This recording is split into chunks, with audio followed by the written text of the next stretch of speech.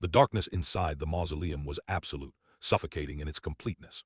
Emily could hear her own heartbeat thundering in her ears, feel Jess trembling beside her, hear Dave's panicked breathing somewhere to her left. The stone door had slammed shut behind them with such finality that it felt like a coffin lid closing. "Is everyone okay?" Jason's voice cut through the darkness, trying to sound steady and failing. "Define okay," Mike replied, his usual bravado stripped away. "We're trapped in a tomb with those things outside." As if in response, something slammed against the door from outside. The impact was so violent that dust rained down from the ceiling, visible in the thin streams of moonlight that filtered through cracks in the ancient stone. Another impact followed, then another. The dead were trying to break through. "We need light," Dave said, his voice shaking. "Anyone have their phone?" They fumbled for their devices, and pale blue screens illuminated the interior of the mausoleum. The light revealed a small chamber, perhaps 15 feet square, with stone walls covered in centuries of grime and decay. Ancient burial niches lined the walls, most of them empty, their occupants long since turned to dust. In the center sat a crumbling stone sarcophagus, its lid partially collapsed. "There has to be another way out," Jess said, her dark eyes wide with terror as she swept her phone's flashlight across the walls. "These old mausoleums always have." She stopped mid-sentence, her light landing on something at the back of the chamber. The wall there had partially collapsed, revealing a dark opening behind it, just wide enough for a person to squeeze through. A faint, cool draft wafted from the darkness beyond, carrying with it the smell of damp earth and something older, something that made Emily's archaeologist instincts scream danger. "Oh my God," Dave breathed, moving closer with his phone raised. "There's a tunnel back here." Another thunderous impact against the door made them all jump. This time, they heard the sound of stone cracking. Whatever was outside, those skeletal horrors, that cloaked figure, they wouldn't be kept out much longer. "According to local history," Emily said, her voice trembling as she approached the opening, "this area was above old mining operations from the 1800s. Blackwood Mine. They must have connected to the cemetery somehow." Jason crouched down to examine the opening. Beyond it was a narrow passageway with rough stone walls that glistened with moisture. A faint, eerie blue-green glow emanated from deeper in the tunnel, some kind of phosphorescent fungus or mineral deposits clinging to the walls, providing just enough light to see by. "It doesn't look much like a mine tunnel, but we don't have a choice," Jason said, turning to face the group.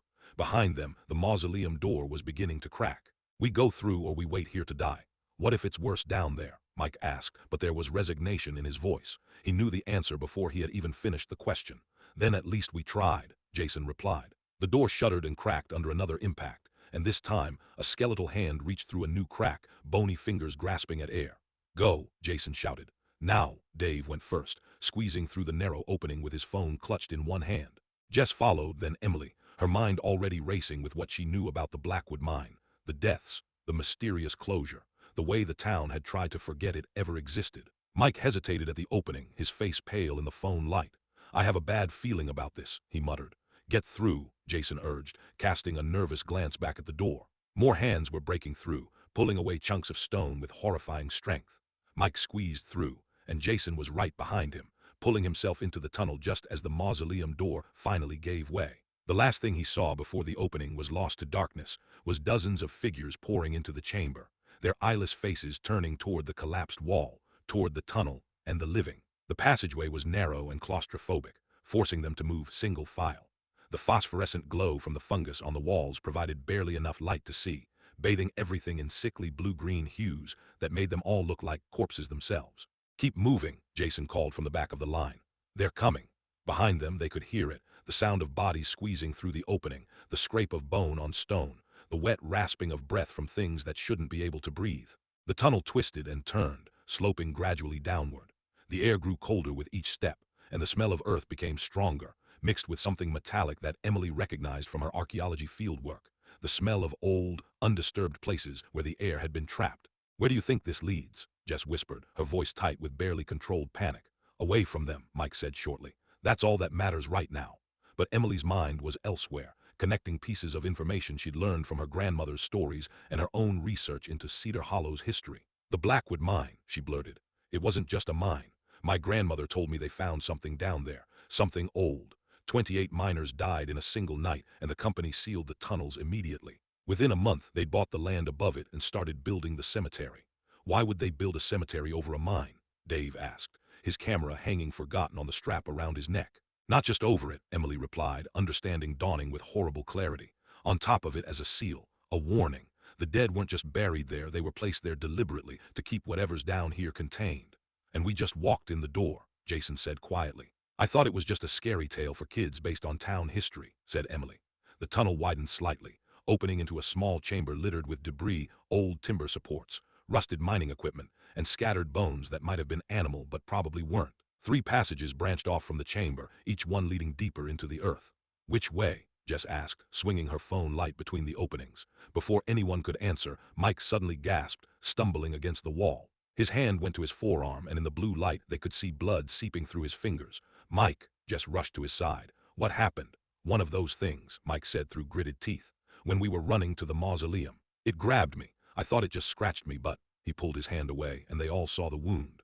It was deep, ragged, and already the edges of the torn skin were turning an unnatural gray color, like spreading frost. Oh, Jess breathed. Mike, why didn't you say something?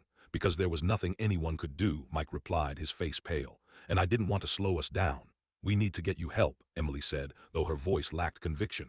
She could see how fast the gray was spreading, thin tendrils of discoloration creeping up Mike's arm as she watched. A sound from the tunnel behind them cut off any further discussion. The unmistakable scraping of many bodies moving through narrow spaces, getting closer. We have to keep moving, Jason said. We'll figure out the rest when we're safe.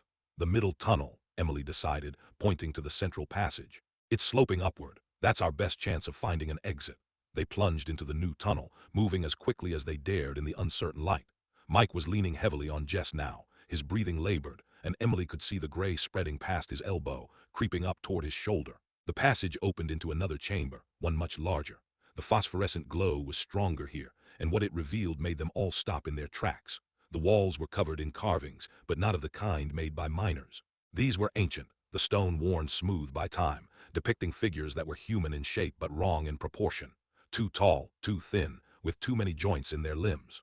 And at the center of each carving was the same symbol, a circle with 7 lines radiating from it, like a sun or a crown. This isn't part of the mine, Emily whispered, her archaeologist's training fighting with her terror. This is much older, I've never seen anything like it. What does it mean? Dave asked, his camera now back in his hands, documenting everything on instinct. I don't know, Emily admitted. But look at this. She pointed to a series of carvings that showed a progression. Figures lying in the ground, then rising, then following something depicted as a dark mass with that 7-pointed symbol at its center. They knew about the dead, she said. Whatever culture created this, they knew about what happens here. They knew, and they built this chamber as, what? A temple, a warning. Mike suddenly groaned, doubling over. When he straightened, his eyes had taken on a milky, unfocused quality. Black fluid trickled from the corner of his mouth. Mike, Jess's voice was high with panic. Mike, stay with us. I can feel them, Mike said, his voice distant and strange. In my head, they're so angry, they've been waiting so long, and they're so hungry. We need to move, Jason said urgently. Now. But Mike wasn't listening. He was staring at something only he could see, his gray-tinged face slack. They've been here for so long, he muttered. Here before the mine, before the town, before everything. And the cemetery didn't seal them in. It fed them. All those bodies, all that death just made them stronger. The sound of pursuit was louder now, echoing through the chamber. They could hear individual footsteps, the drag of decayed limbs, and underneath it all, a rhythmic sound like breathing or like the earth itself was alive. There. Dave pointed to an opening on the far side of the chamber. Another tunnel. They ran, but Mike suddenly stopped, pulling away from Jess. No, he said, his voice clearer now but somehow less human. You go, I'll slow them down. Mike, no, Jess sobbed, reaching for him. I'm already gone, Mike said, and there was terrible clarity in his clouded eyes. It's spreading. I can feel them in my mind, showing me things, promising things. If I come with you, I'll just... He convulsed, doubling over. Run, please. While I can still tell you to run. The first of the dead emerged from the tunnel behind them, skeletal figures moving with unnatural speed, their empty eye sockets glowing with that sickly green light. Mike screamed, and there was nothing human left in the sound. Jason grabbed Jess and Emily, physically dragging them toward the new tunnel as Dave sprinted ahead. Behind them, Mike turned to face the oncoming horde, his body already beginning to change, the gray spreading across his skin like a living thing. The tunnel was narrow again, forcing them to run hunched over. Jess was crying. Emily's mind was reeling with implications she didn't want to consider, and Dave just kept running, his breath coming in ragged gasps. Behind them, they heard Mike's voice one last time, but it wasn't asking them to come back. It was calling to the dead, welcoming them, joining with them. The tunnel sloped sharply downward, and suddenly they were sliding, tumbling uncontrollably down smooth stone that felt deliberately carved, not naturally formed. They landed in a heap at the bottom, in a chamber that took Emily's breath away. This wasn't a cave or a mine tunnel. This was a room deliberately constructed, with walls that curved upward to form a dome. And every surface was covered in those carvings, thousands of them, all depicting the same story. The dead rising, the seven-pointed symbol, and figures that looked like the cloaked entity from the cemetery, leading an army of corpses. "What is this place?" Jess whispered, her voice hollow with shock and grief. "A temple," Emily said, certainty settling over her despite the impossibility. "Or a prison, built by people who understood what sleeps beneath this earth." "Then how do we get out?" Dave demanded. "Because I don't see any exits and I can hear them coming." He was right. From the tunnel they'd slid down came the sounds of pursuit. Jason scanned the chamber frantically. The phosphorescent light was brighter here, almost pulsing, revealing details in the carvings. He noticed that all the figures seemed to move in the same direction, following the lines of the carvings around the circular wall until they all pointed to there. He pointed to a section of wall where the stone looked different, newer. "That's not part of the original structure. It's been patched, sealed." They rushed to it, finding that the newer stone was already crumbling, weakened by time and moisture. Together, they began pulling at it, chunks of rock falling away to reveal darkness beyond. Fresh air, real air, not the stale breath of the underground, flowed through the opening. "It's a way out," Dave exclaimed, pulling away larger pieces. The sounds from above were getting closer. They could hear Mike's voice, or what had been Mike's voice, calling their names in a parody of friendship. They worked frantically, widening the hole until it was just large enough to squeeze through. Emily went first, then Jess, both of them pulling themselves through the narrow gap. Dave followed, his camera scraping against the rock. Jason was last, and as he climbed through, he heard it, footsteps in the chamber behind him. He turned to see the cloaked figure from the cemetery standing at the base of the tunnel they'd slid down, its burning eyes fixed on him. "You cannot escape what you have awakened," it said, its voice like wind through a tomb. "The seal is broken. The dead will walk, and your friend is only the beginning." Jason didn't answer. He pulled himself through the opening, his hands tearing on the rough stone, and emerged into cool night air on the other side. They were outside, on a hillside overlooking Cedar Hollow from the far side of Blackwood Ridge. The town's lights twinkled in the distance, peaceful and unaware. Behind them, the opening they'd crawled through led back into darkness. The darkness seemed to move and shift, as if something was stirring in the depths below. The four of them collapsed onto the grass, gasping for breath, their clothes torn and covered in dirt and blood.